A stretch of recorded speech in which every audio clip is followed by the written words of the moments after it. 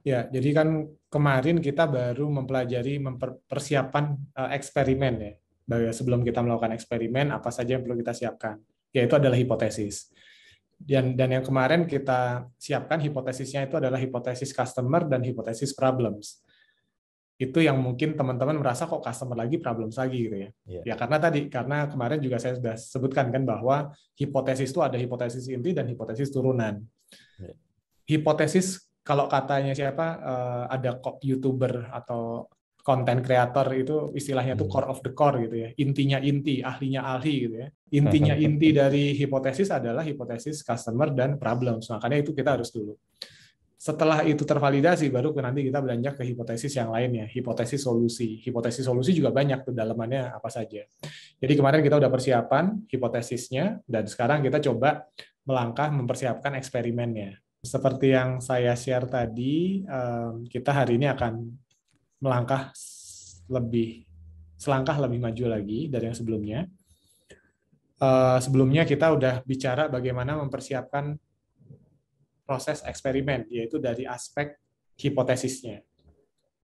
Nah, sekarang kita akan bahas mengenai bagaimana caranya melakukan eksperimen tersebut, gitu ya. Eksperimen di Lean Startup itu ada banyak sekali ragamnya, bahkan tidak terbatas, dan kita bisa berkreasi sebetulnya setelah kita memahami esensinya, memahami apa yang harus dihasilkan, apa yang harus dijaga dalam eksperimen tersebut. Pada akhirnya kita bisa berkreasi, mau eksperimen apapun bisa dengan kaidah Lean Startup. Tapi ada satu eksperimen yang paling dasar, yaitu adalah eksperimen namanya ini, interview. Tapi bukan sembarang interview, tapi interview yang sifatnya adalah exploratory. Exploratory itu maksudnya mencoba untuk mengeksplor responden kita, dan juga atau bahasa lainnya adalah in-depth interview. Jadi interview yang secara mendalam. Kenapa? Karena tujuan dari interview ini adalah, nah ini ada salah satu kesamaan dari design thinking dan juga Lean Startup atau customer development ya. Mereka sepakat bahwa awalnya inovasi itu adalah emphasize. Jadi inovasi itu nggak akan berhasil, nggak akan baik kalau empati kita belum tinggi terhadap calon pengguna kita, gitu ya. Nah, bagaimana cara kita untuk mendapatkan empati yang tinggi adalah dengan melakukan research kepada calon pengguna kita. Research yang paling gampang, yang paling cepat, yang paling basic, yang paling mudah dapat feedbacknya langsung adalah interview. Tapi tidak sembarang interview, karena interview kalau dilakukan salah, nanti pada akhirnya akan hasilnya salah juga. Jadi eksperimen di sini ini sama dengan, ya kalau Bapak, Ibu, Kakak-kakak sekarang sangat familiar dengan tesnya COVID ya. Kan ada antigen, ada PCR gitu ya. Antigen itu diistilahkan tuh katanya tidak terlalu akurat, atau bahasa ilmiahnya itu adalah false negatifnya tuh tinggi. Apa yang dimaksud false negatif? False negatif itu adalah hasil tesnya negatif, padahal orang itu positif. Itu false negatif. Sebaliknya ada juga false positif gitu ya. Nah, kalau eksperimen itu tidak kita lakukan dengan baik, maka kita juga sangat mungkin mendapatkan hasil yang seperti itu, false negatif atau false positif yang tinggi. Kita nilai validasinya berhasil, hipotesisnya benar gitu ya. Padahal sesungguhnya tidak gitu. Nah, kenapa? Karena proses eksperimennya nggak bagus. Dan di sini ada aspek arts juga ya. Jadi kalau yang pertama kali melakukan pasti nggak akan terlalu baik gitu ya. Tapi nanti seiring dengan berjalannya waktu, seiring dengan frekuensi yang dilakukan, nanti semakin lama pasti semakin baik. Jadi di sini juga ada perlu latihan dan juga perlu pembiasaan. Nah, ketika kita melakukan eksperimen, memang tujuannya kalau di Lean Startup adalah untuk melakukan validasi, tapi bukan hanya itu tujuan dari eksperimen gitu ya. Di Javelin Board sendiri kan di bagian paling bawahnya tuh ada result dan learnings kan gitu ya. Jadi bukan hanya validasinya berhasil atau tidak, validated atau invalidated, validasinya positif atau negatif, tapi kita juga harus mendapatkan learnings dari situ. Apa sih insight yang kita dapatkan dari eksperimen tersebut? Dan interview adalah salah satu metode untuk eksperimen yang learningsnya sangat tinggi.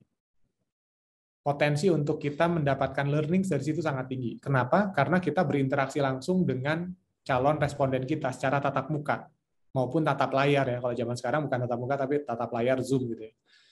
karena kita langsung tatap muka, face to face, kita ngobrol, pada akhirnya learning kita sangat tidak terbatas. Tergantung dari kita mau atau tidak dan pinter atau tidak dalam bertanya.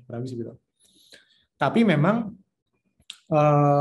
si interview ini tingkat akurasinya rendah.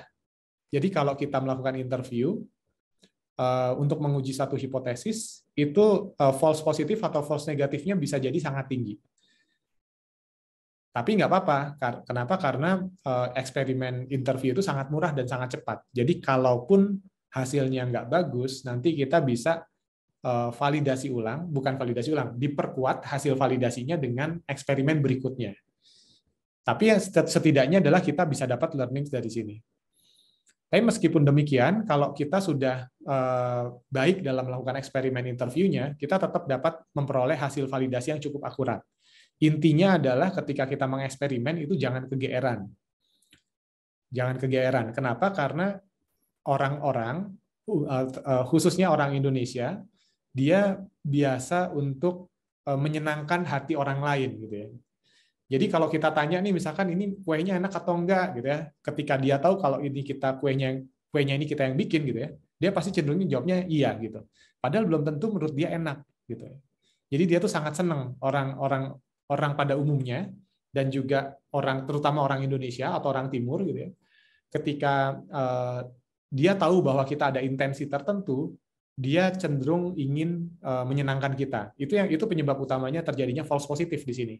Sehingga kita menangkap pada akhirnya, oh ya benar dia mengalami problems itu, oh ya benar dia membutuhkan solusi itu. Padahal sebetulnya enggak, gitu ya. Dia cuma nggak enak aja untuk berbeda pendapat dengan kita dan mengecewakan kita. Nah, ketika kita sudah paham resiko itu dan kita cukup cukup objektif untuk tidak terlalu memaksakan atau tidak terlalu berpihak pada ide kita, pada akhirnya kita dapat tingkatkan kualitas akurasinya, gitu ya. Atau pada akhirnya adalah false positifnya akan dapat kita tekan. Kurang lebih gitu ya. Jadi intinya adalah ketika kita melakukan eksperimen, niatnya itu jangan hanya untuk mendapatkan validasi, tapi niat utama yang jauh lebih penting sebenarnya adalah learnings. Karena validasi tanpa learnings itu juga nggak kuat, gitu ya. Misalkan, ini nggak valid nih, kita mau ganti ide. Loh, nggak validnya kenapa? Terus kamu mau ganti ide ke arah mana? Nah, itu tuh kita nggak bisa jawab kalau kita nggak mendapatkan learning yang kuat. Lain halnya misalkan, ini idenya nggak valid nih. Ternyata customer kita tidak menghadapi masalah itu, tapi mereka justru menghadapi masalah yang lain. Nah, ketika itu tidak tervalidasi dan pada akhirnya kita mengubah ide atau pivot, kita bisa menentukan arah pivotnya itu kemana. Karena kita berhasil mendapatkan learnings, gitu ya. Kalaupun hasil validasinya positif, learnings yang kita dapat itu akan memperkaya kita untuk mendapatkan sebagai insight bagi kita untuk pada akhirnya kita dapat merancang solusi yang terbaik, gitu ya, untuk mereka.